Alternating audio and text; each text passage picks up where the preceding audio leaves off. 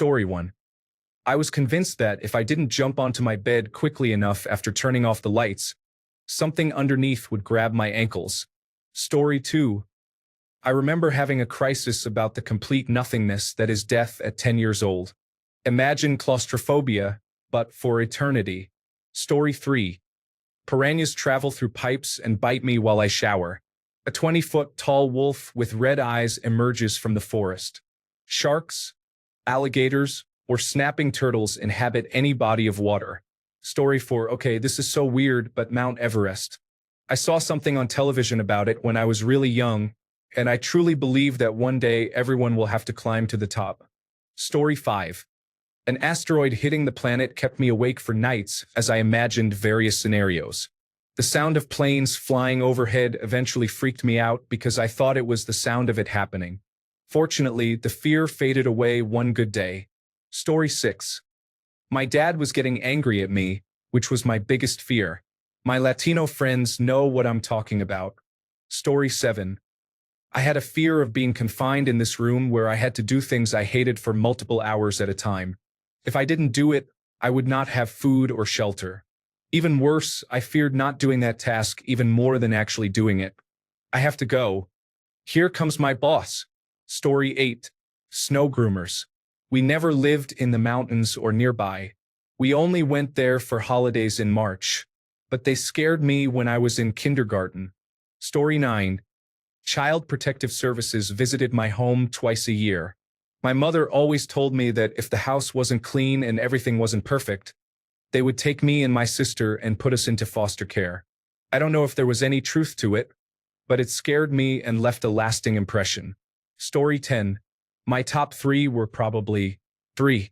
The Groke from Moomins, especially the animated depiction where she is a large, hulking, deep-voiced ice ghost always accompanied by ominous music, and all the other characters fear her. The bears from Jinga Nagaraboshigen, also known as Silverfong. Again, these are gargantuan animated creatures accompanied by scary music and feared by other characters. My top scare was actually a documentary I watched as a child about the Danish bog body known as the Grobel Man. The documentary wasn't made to be scary, but I didn't really understand it at the time. I was just frightened by the twisted appearance of the bog body and had trouble fathoming how an actual human being could end up looking like that. Story 11. When I was a child, we had Venetian blinds, and when cars passed by, they caused reflections from the blinds on the ceiling. My grandmother entered the room and there was nothing. Then she left and they appeared again by chance, of course. I thought the reflections only occurred when adults were not in the room. I should mention that I watched a lot of The Outer Limits as a young child. It's probably related to some spooky episode one saw. Story 12. Oh man, I don't know if that's actually a thing, but transmission towers used to scare me. They still make me anxious. Story 13. My parents used to have intense arguments that often resulted in broken things. Every day I feared it would happen again. Story 14. That everyone would leave me. At night, I would plan how to get food and shower. I would also get up hourly to check if people were in their beds. I became so anxious some nights that I would become physically sick. Story 15. Those missiles in Cuba, along with drills hiding under desks in North Texas, made it seem imminent. I walked to school by myself in first grade, so overall I was much less afraid of the world than current children are. Story 16. The harsh reality is that every breath you take is another step toward your grave. A countdown to oblivion where neither your struggles nor your victories will matter. The universe is indifferent to your existence.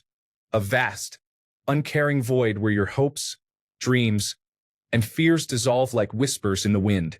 You chase meaning, clawing at illusions of purpose, love, success, legacy, only to realize they are fleeting distractions from the inevitable. A death that leaves no trace, a life that, in the grand scheme, was no more significant than a flickering ember in a fire long since turned to ash. Story 17. I discovered at an early age that one day the sun would explode, which scared me. Even when I was repeatedly told that I would be long gone by the time it happened, the thought blew my mind and was extremely frightening. Story 18.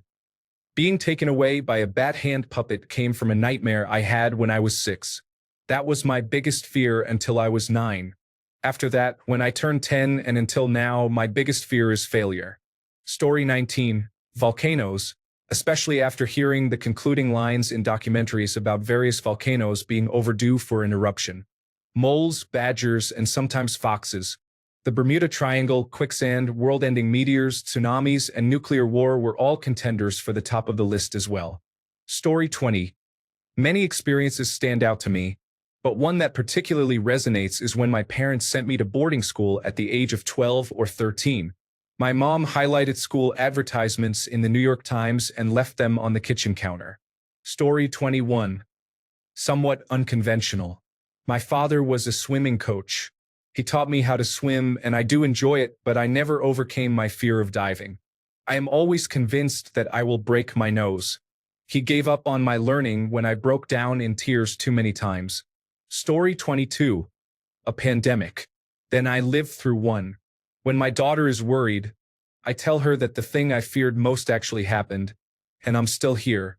Story 23. That a great flood would happen. The oceans would swallow the land. I had never heard the Bible story. I think it was a fear triggered by watching Jaws too many times when I was 3. Story 24. As someone who grew up in a country with terrorist attacks, I experienced a growing fear of being harmed while riding a bus during my early school years. Each year, my fear shifted to different types of terrorist threats.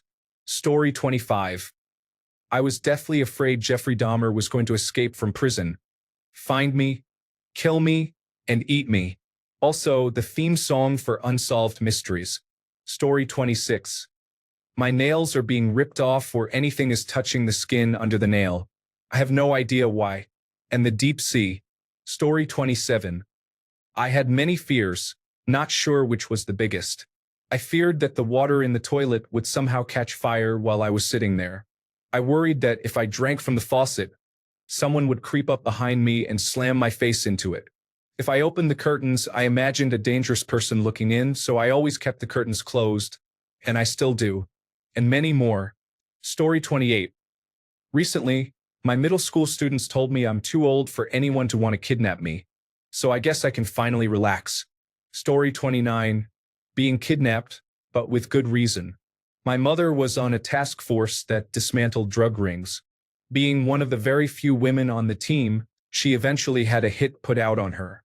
My family had to be moved frequently, and my sister and I had guards escort us to school and daycare.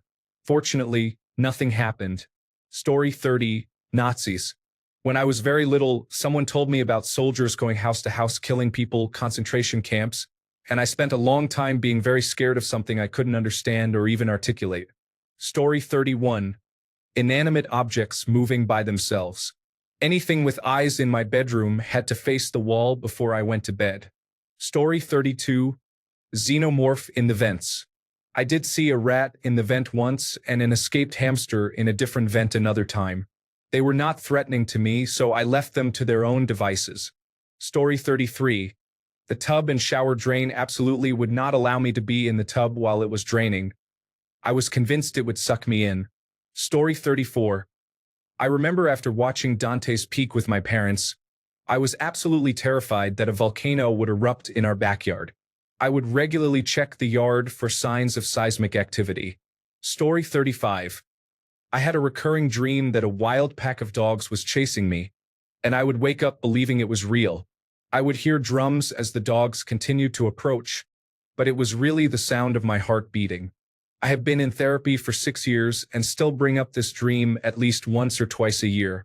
Story 36. The death of my mom occurred on December 22nd, 2022. I feel fortunate to have had her in my life for 44 years, but I deeply miss her. She was truly amazing. Story 37. Fire and thinness. I always had dreams about a fire and a line that got thinner and thinner but never disappeared.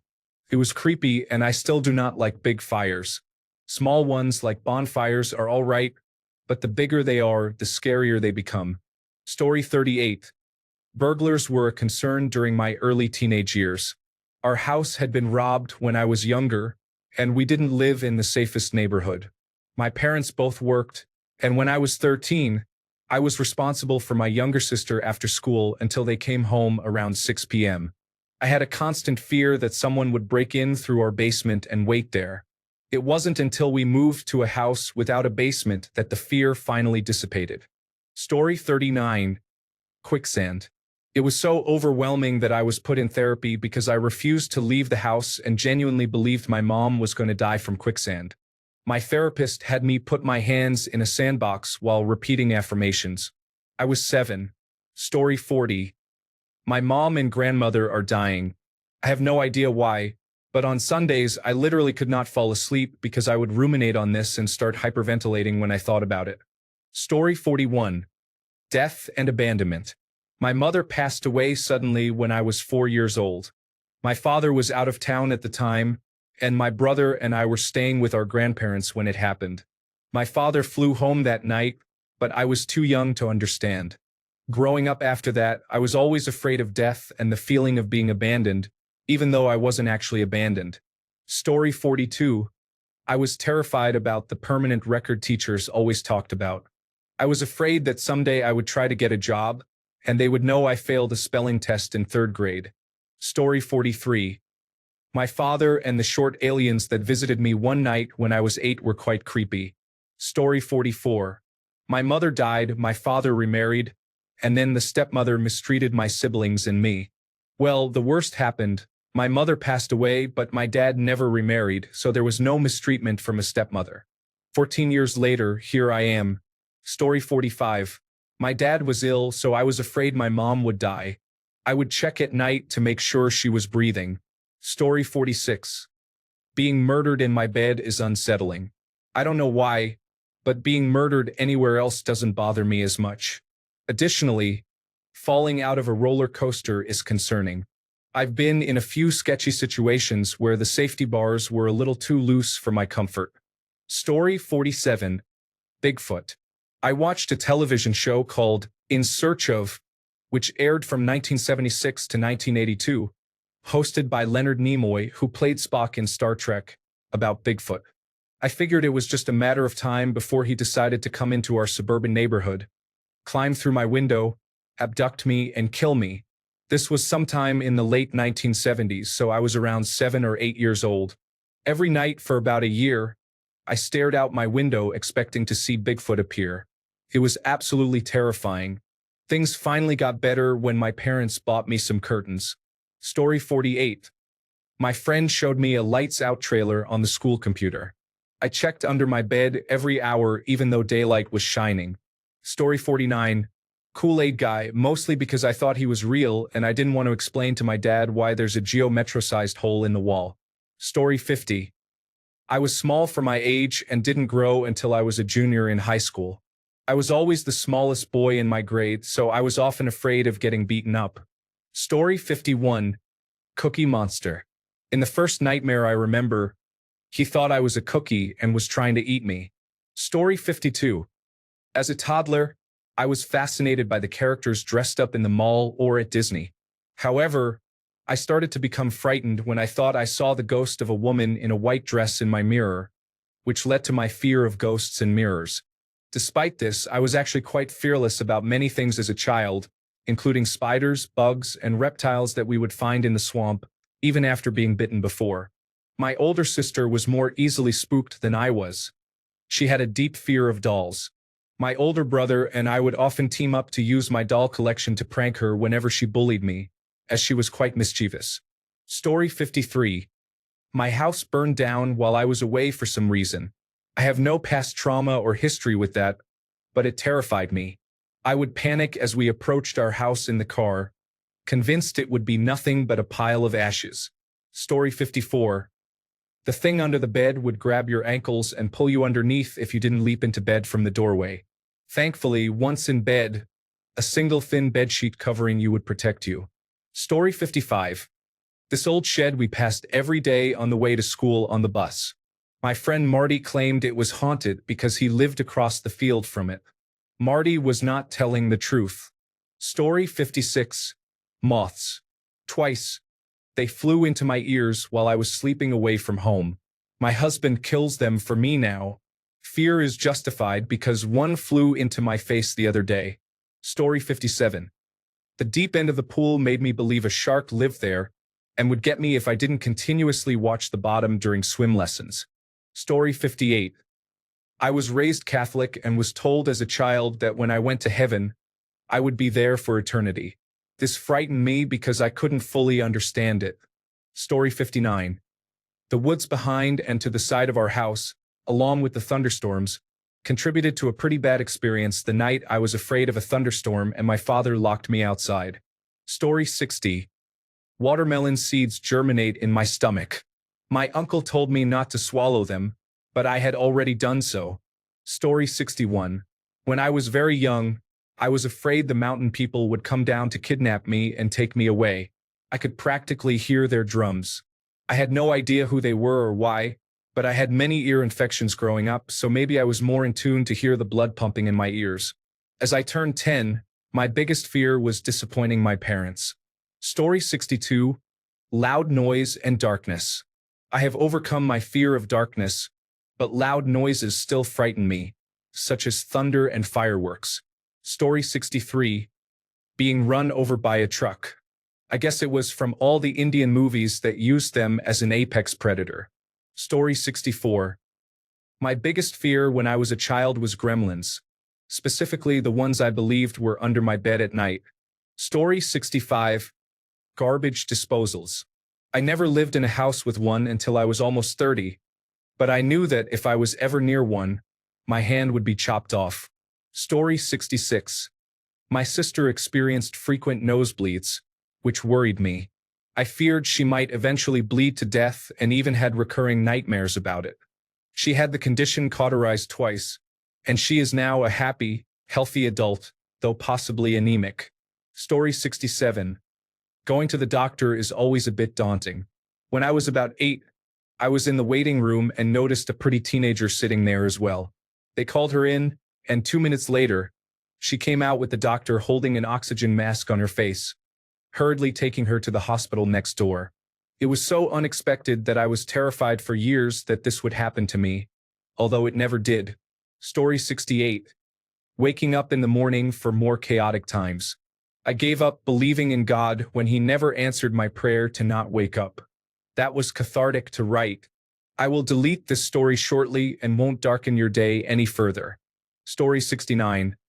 Lack of safety, food, attention, clothing, a roof over my head, and money.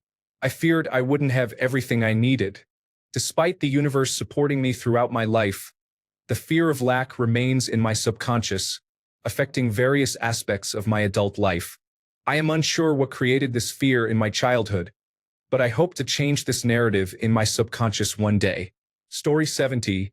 The Big One, the Cascadia earthquake. I would even cry in class during discussions about geology. Story 71. The nightmares I experienced around the age of 11 haunted me. I would refuse to sleep until I was so exhausted that I lost consciousness against my will. Story 72. As a kid, my biggest fear was the toilet flushing at night. I was convinced it would awaken some kind of monster lurking in the pipes. I would flush and then sprint out of the bathroom as if my life depended on it. Story 73. Killer clowns from outer space. I vividly remember staying up on Christmas Eve, worried that Santa would be turned into cotton candy. Story 74. I grew up in Box Elder, South Dakota. My stepfather would often take my brother and me fishing in the Black Hills and tell us we had to get up and moving at the crack of dawn. My 5 or 6-year-old mind, fascinated by dinosaurs, heard Cracodon and imagined a huge combination of the iguanodon and the T-Rex just waiting in those mountain lakes. We also spent a lot of time in the Badlands, where I was taught to watch carefully for fossils, which were valuable. It was the early 1970s and times were a bit different. Story 75. I was afraid of death because I couldn't understand an infinity of time where I didn't exist and only had a few decades of life before me at best. I was around 8 or 10 years old, so I was worried that I had already lost one of those decades. He used to wake me up at night. I remember having a friend sleeping over one time, and I experienced one of those panic attacks, so I went to my parents' bedroom, hoping they could calm me down. I was there for about 10 minutes, And when I returned, my friend had woken up and asked where I had been.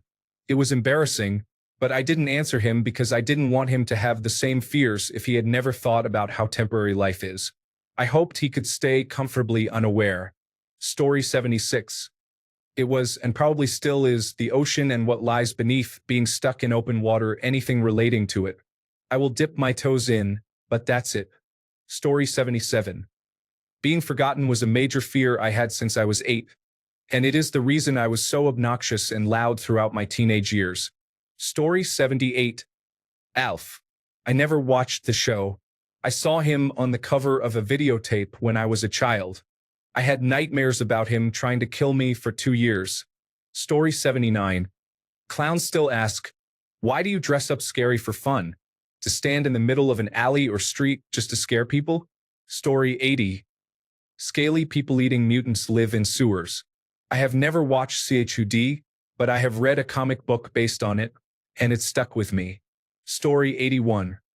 A long watery arm was going to rise up out of the toilet when I flushed and pull me down the U-bend. I used to hit the flush and run for the door. Once the flush was done, I would go back to wash my hands. Story 82. We lived about a mile from the ocean.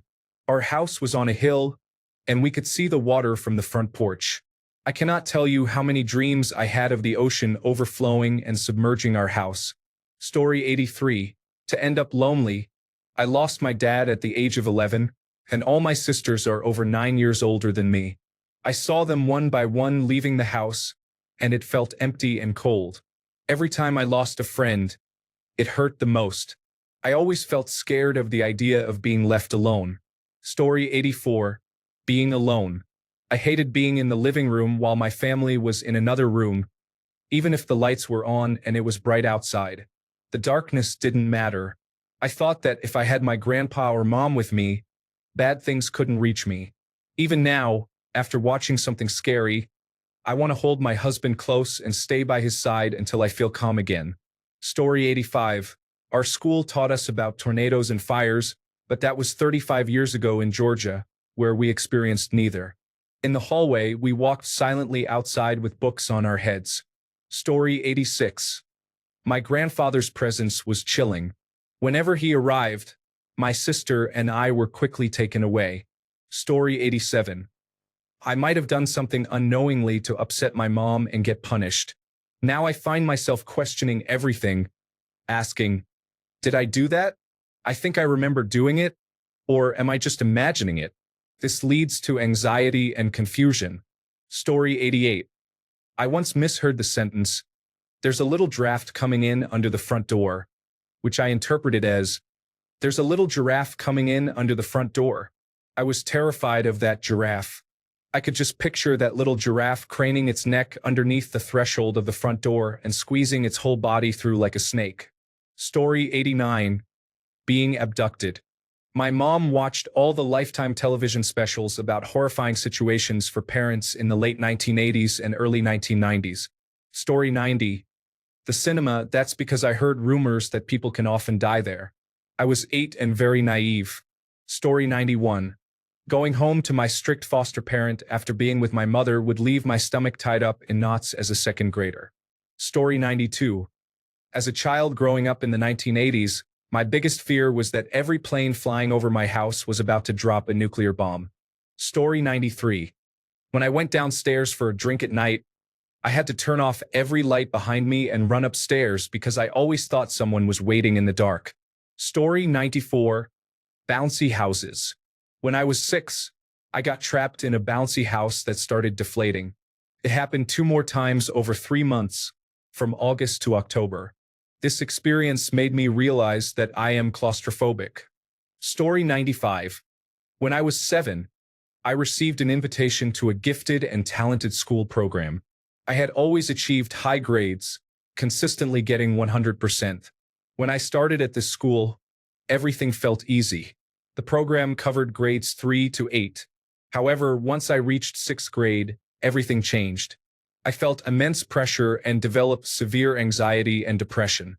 Having always performed well academically, I was terrified of scoring anything less than an 85. In the first quarter, I failed Spanish, which led to a mental breakdown. I isolated myself in my room for the entire winter break. My situation worsened, and I was advised that showers would alleviate my anxiety. Unfortunately, after trying this, I experienced the most significant panic attack of my life. I discovered I had developed a fear of showers, known as ablutophobia. I was also diagnosed with adicophobia, the fear of failure. While I still contend with these fears today, I am on a healing journey. Story 96. The knowledge that eons from now, the universe will die a slow death and that everything that has ever existed will be forgotten and rendered pointless. Story 97. We had large windows throughout the house without blinds, making it feel like someone was always watching through the window. Story 98. When I was 3 or 4, my aunt brought me a pig toy that walked and sang Elvis songs. I was terrified of it. Whenever it made noise or I heard it moving, I would hide and start screaming and crying. My parents put it away on the top shelf of my closet, and anytime someone opened it, I would run away as far as possible. Now that I look back, I can't believe they kept that toy knowing how scared I was of it. Story 99. My dad and my sister are finally breaking. One of them did. If not for our parents, she would have left jail this past November or December. I forgot when the anklet came off. Story 100. I read a newspaper article when I was about 10 about the recent discovery of dinosaur eggs. I was terrified that they would hatch and take over the world.